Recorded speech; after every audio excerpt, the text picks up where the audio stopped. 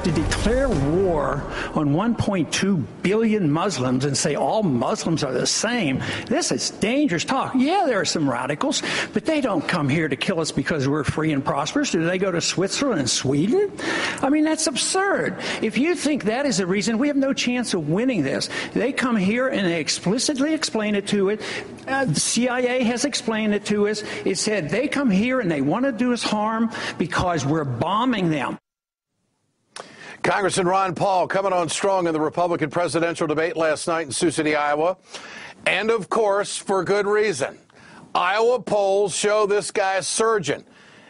He's behind Newt Gingrich by just a single percentage point in one poll. Republican election watchers in Iowa are very impressed. Former state GOP leader and founder of an Iowa Republican blog, Craig Robinson, says there's a very high probability that Ron Paul will walk away with this. Nobody has more dedicated and passionate staff than Ron Paul.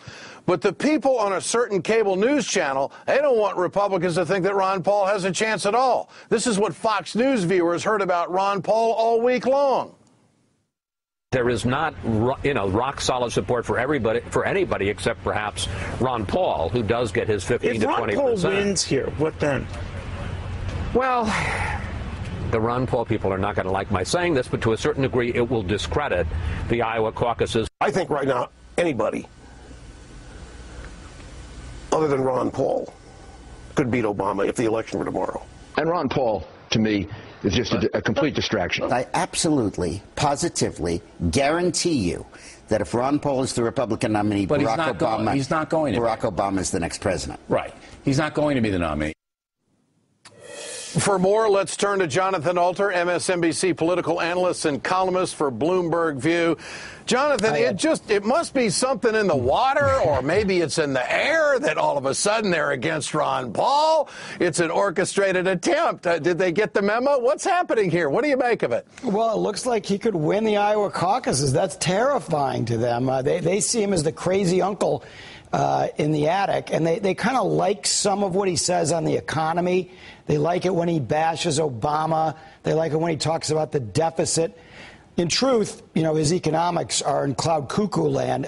He wants the gold standard, and, he predicted that if the Fed were to print more money, as it obviously did over the last few years, they would have rampant inflation. So he's been totally discredited by any rational person on the economic side. But they like that. What terrifies Fox News and many Republicans is what he says about foreign policy. They see it as isolationist, but he is not so far out of tune with a pretty good number, especially of younger voters, who don't want to get into another war. And when they hear somebody like Newt Gingrich talk about, maybe we'll survive, remember that quote from the last debate, and talking about bombing Iran, Mitt Romney's talking about bombing Iran, that scares them, and that helps Ron Paul. Well, I think you're spot on. I mean, I think his position on international intervention, I think the libertarian position of being socially liberal and fiscally responsible is connecting with a new generation of voters. And I'm told by sources in Iowa he does have the young people on his side down there. And there's a lot of comments being made about Ron Paul's gathering down there in Iowa that paralleled what President Obama had. They're young, they're organized, and they're energized. And if they show up, he is going to win Iowa. Yep. And I should probably I should point out that his polling numbers in New Hampshire aren't all that bad right now, are they? No, I think Iowa's a better state for him because it's an organization state. Those caucuses are about, getting a very committed group to come out. So New Hampshire, you remember Obama lost there. It's a different kind of state. And I don't think we'll be as responsive to, some of what he says on foreign policy in particular. Remember, he is getting pretty close to serious isolationism. I mean, Dick Morris wasn't totally wrong when he said that if Ron Paul had been president in 1941, he might not have gotten into a war with Japan and Germany. But when he talks about the finances, he gives the country straight talk. Like last night, he said, well, how are you going to build the military if you don't have any money? And he's being backed up by all this conversation election in Washington because all they're doing is fighting over money. He talks about the Federal Reserve, but I find it fascinating that this is in the middle of the country where you have a relatively conservative senator in Grassley and a pretty liberal guy in Tom Harkin. Here's some of Ron Paul last night talking about his governing philosophy. Here it is. I would be a different kind of president. I wouldn't be looking for more power.